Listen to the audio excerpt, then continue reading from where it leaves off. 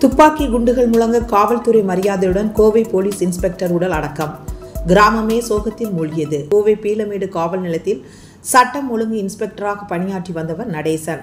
இவரது சொந்த ஊர் தேனி மாவட்டம் சீலையம்பட்டி. இவருக்கு சக்தி என்ற மனைவியும் ஓவியா இனியா ஆகிய 2 மகள்கள் உள்ளனர்.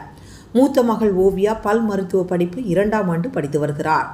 2வது மகள் +2 முடித்துள்ளார். விடுமுறைக்காக மகள்கள் இருவரும் சொந்த ஊரில் தாயுடன் தங்கியிருந்தனர்.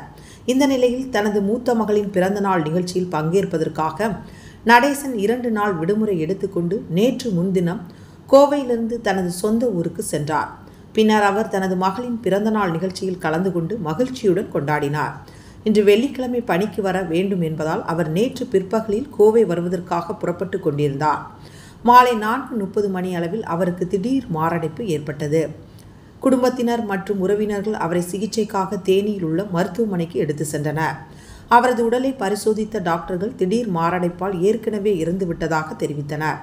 அவரது உடலை பார்த்து மனைவியும் மகள்களும் கதறி அழுத காட்சி பரிதாபமாக இருந்தது.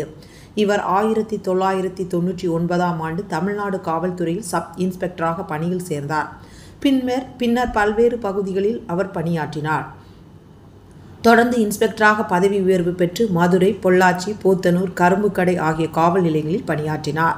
கடந்த நாடாளுமன்ற தேர்தலுக்கு முன்புதான் அவர் பீளமேடு காவல் நிலையத்திற்கு மாறுதலாகி வந்தார். அவரது உடல் சொந்த ஊரில் இன்று மதியம் 2 மணிக்கு துப்பாக்கி குண்டுகள் முழங்க சோக கீதம் இசைக்க போலீஸ் மரியாதையுடன் உடல் அடக்கம் செய்யப்பட்டது. உடலுக்கு கோவை மாநகர போலீஸ் கமிஷனர் பாலகிருஷ்ணன் மற்றும் துணை கமிஷனர், உதவி கமிஷனர்கள் உள்ளிட்ட பலர் மலர் வளையம் வைத்து அஞ்சலி செலுத்தினர். இன்ஸ்பெக்டரின் திடீர் மரணம் கோவை மாநகர காவல்துறையில் பெரும் அதிர்ச்சியை ஏற்படுத்தியுள்ளது. அவரது கிராமமே சோகத்தில் மூழ்கியுள்ளது.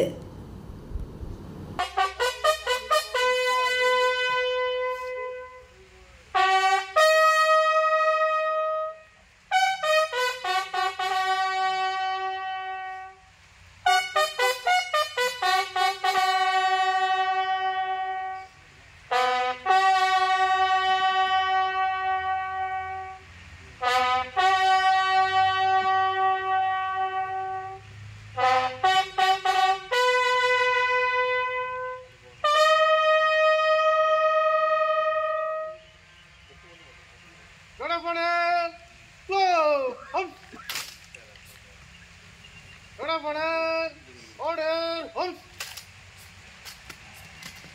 2 minutes silence.